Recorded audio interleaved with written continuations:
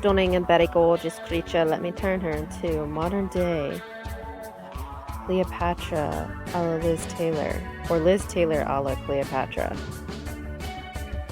This stunning creature is Chloe, my best friend. As always, I'm priming the lids with Lila BB Vibrant, and then I'm going to go straight into my Clarisyke Psych Box palette. I'm using the light and dark cerulean, and basically one of the major parts of this tutorial is or really the major part of the tutorial is packing this blue shadow on all over the lid and making sure it's really, really, really pigmented. It took me a good couple of minutes to really saturate each lid with enough blue. I'm going to drag the blue all the way out, a little past her brow, because I'm also going to extend the brow. This look is all about extension on the eyes, so lots of blue extended out past the tear duct.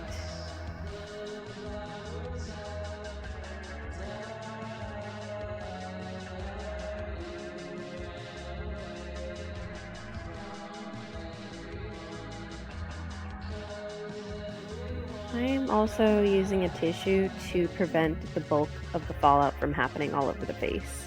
There's still going to be some, but just keeping it as minimal as possible, less cleanup time.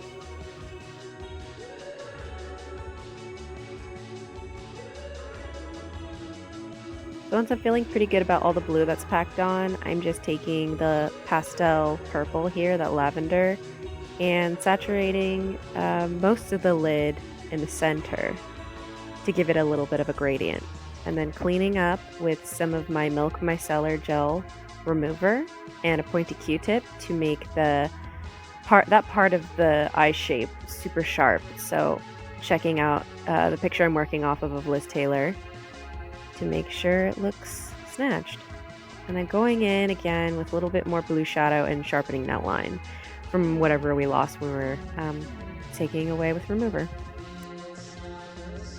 So for the brows, I'm using that ash gray from Anastasia from the palette, which is the darkest brow powder.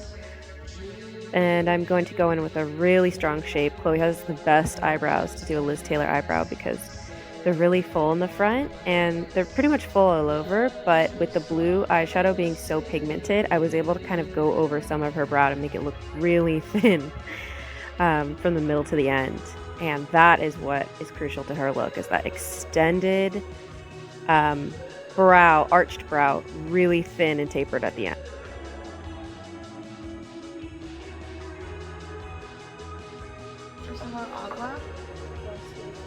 Oh, wow. Oh my god. So lush. I feel posh. Oh my god. Can I also get paid at the front there? Why are you looking at me like that?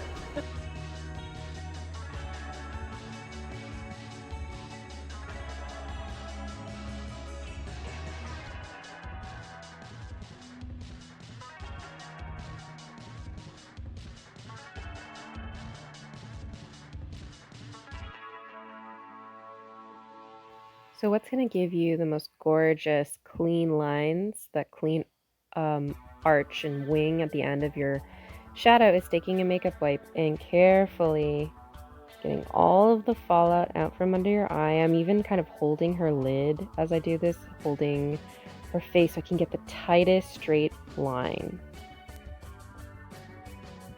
Throughout this little makeup session, I am making sure to really saturate the blue. Okay, so for eyebrows, I'm going to further define them with black gel liner. Liz Taylor's eyebrows in the movie are so jet black, and they were really, really dark throughout in her career. I'm just going and defining the first half of the brow, but I'm actually not dragging the black liner all the way up. I'm kind of just going from the bottom to define it. This is just going to give the brow more texture, a little bit more contrast, and more of a feathery, defined look. It's super important to get the tail end of the brow really, really thin and tapered, because that's that signature look that she had. So be sure to use a really, really tiny, tiny angled brush to do this. Now I'm starting with eyeliner. I'm using an Ilia eyeliner just to map out a thick line of the lash.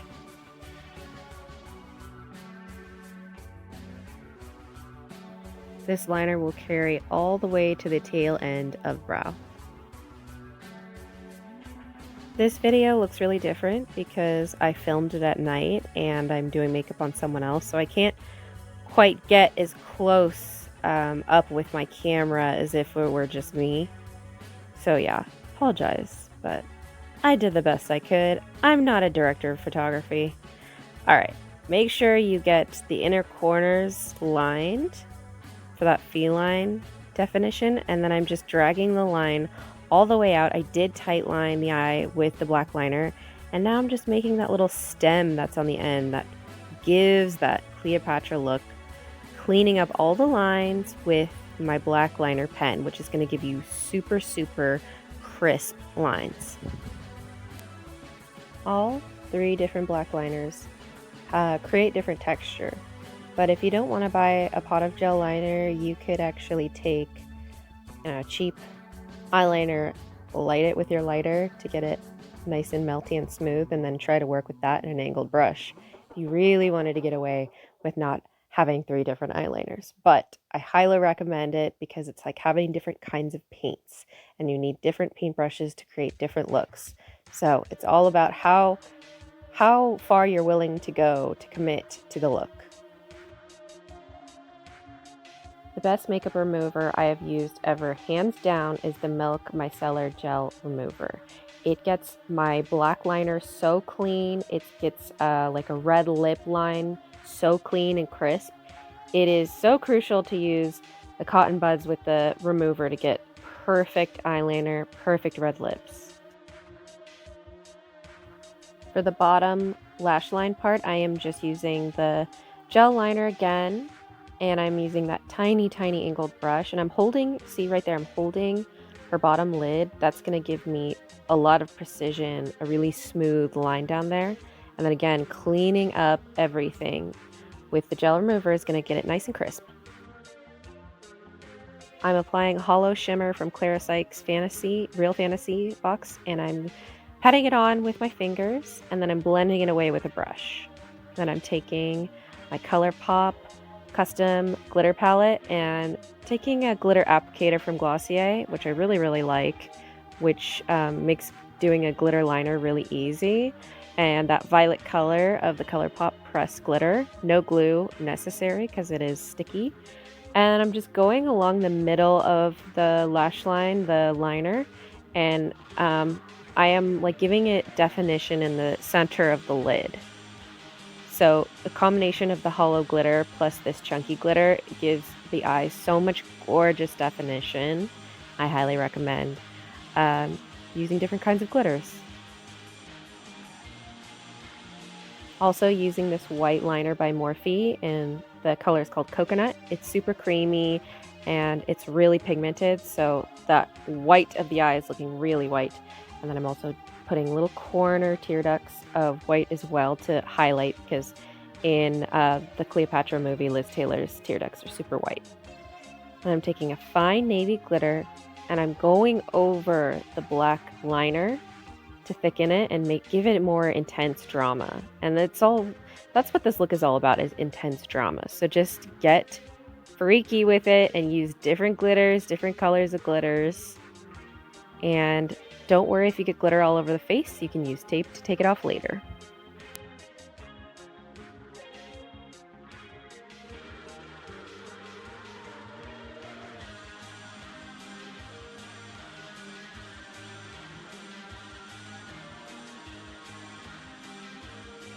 I'm shading more blue on the outer corners of the eyes to make the eyes pop even more, and then I'm going to use this little brush to blend the glitter out.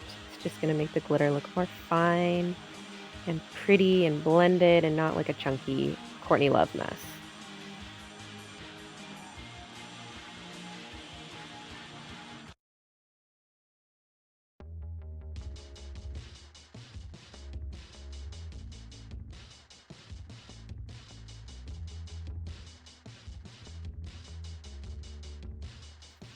I'm topping the lid off a little bit more of that violet colored glitter, and this glitter applicator is from e.l.f. I love it so much. Highly recommend. And then going in with more blue on the top. It's all about layering. She has a lot of glitter on her lashes here, so make sure to really comb out the lashes before you apply the mascara. Otherwise, it's going to be a hot mess. Just had her put her own mascara on. It's the Hourglass Caution Mascara. And it made her lashes super thick and gorgeous. And then taping off the excess glitter, cleansing the skin before I go in with foundation for skin prep. Chloe gave me this Tatcha Dewy Skin Mist, which I'm obsessed with. Yes. And it's going to prep the skin amazingly for the serum stick. The serum stick is also her personal, and it's this gorgeous like moisture stick you can use under your eyes, you can use it on your lips. So I'm just giving her eyes a little more love before we put concealer on, foundation, any dry patches around the skin, and just massaging it in. Next, we're using this Tatcha Liquid Silk Primer that is absolutely gorgeous. It gives the skin super velvety texture without being crazy matte. And what I'm doing really is just really massaging it in. She's got kind of some drier patches of skin just from the weather change, and I'm really massaging it in so we have a super silky soft base, something really even to work with. And then we're using the Kogendo Aqua Foundation, and the shade is 13. It's beautiful for fair skin. It's kind of dewy, but not so dewy where it's to the point of oily. I'm using Chloe's personal Hourglass foundation brush, which I love. It's kind of like if you were to use a beauty blender, but in brush form. And I'm taking her little Charlotte Tilbury angled concealer brush, and I'm just taking extra foundation and concealing redness around her nose. I'm blending everything out down the neck. Next, I'm mixing up an under eye concealer of Revealer Concealer by Kosas in number 3, and then some of her Cover FX concealer that was like a light, medium, warm toned, peachy shade to put under her eye. I don't remember what the number or the name was of her concealer, sorry. And then I'm just going with number 3 Revealer Concealer all over the face for any other little imperfections. And a fluffy brush. This fluffy brush is by e.l.f. Then to blot and blend out, I'm just using her Hourglass foundation brush under the eyes. Charlotte Tilbury Airbrush Flawless Finish Powder. Press powder. And I'm setting the concealer. Very important.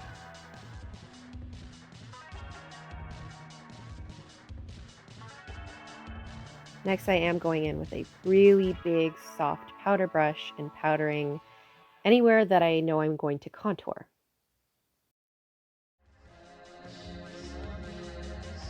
Using my new favorite Scott Barnes contour palette, I'm using the lightest taupe shade to contour the cheekbones first. I'm using this little Cosette, almost stippled brush, which is my favorite for contouring, and going in and really carving a Liz Taylor cheek.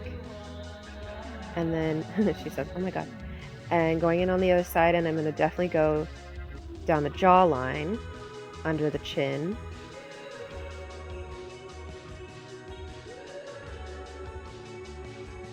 I'm going to go back in with that big fluffy powder brush in that darker reddish shade and then that bronzy shade, and starting to lightly pat on a contour cheek.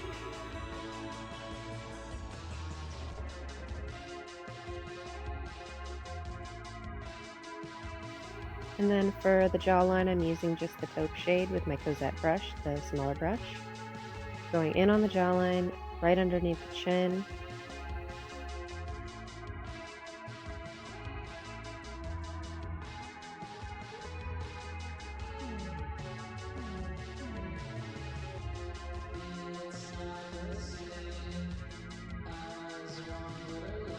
I'm going to take my big powder brush again and using that taupe, snatched, go right under the chin, down the neck.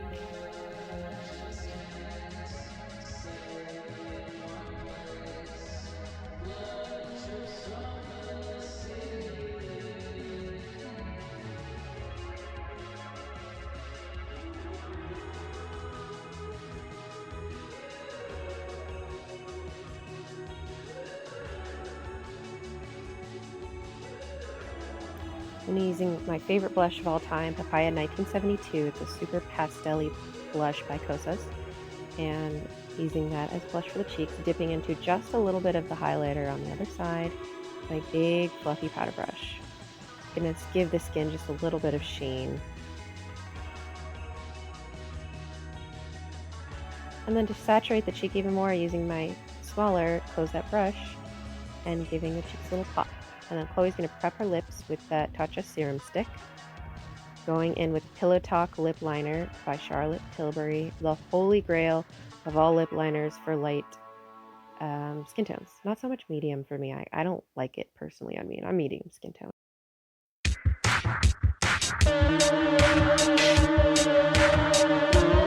As for the lips, I am doing Velvet Snow, gorgeous pastel peachy coral, multiple like this. And that is the base lip color. And then just using the brush to blend in the liner to the lip color, but not too much because Liz Taylor has line lips. And then Lila B Bedazzling Lip. I think it's like a normal highlighter, but you can use it on your lips. It has a really amazing staying power. And it completes that gorgeous retro 50s, 60s look. Obsessed with. Make sure you highlight that lip.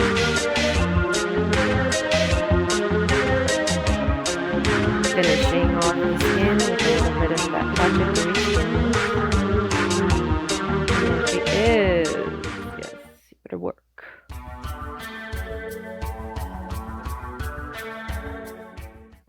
Did you like the look? You better comment below. And subscribe. Chloe says, subscribe. Chloe also happens to be an amazing hair and makeup artist. Follow her at by Chloe Rose and follow me at Soft Glam. Bye!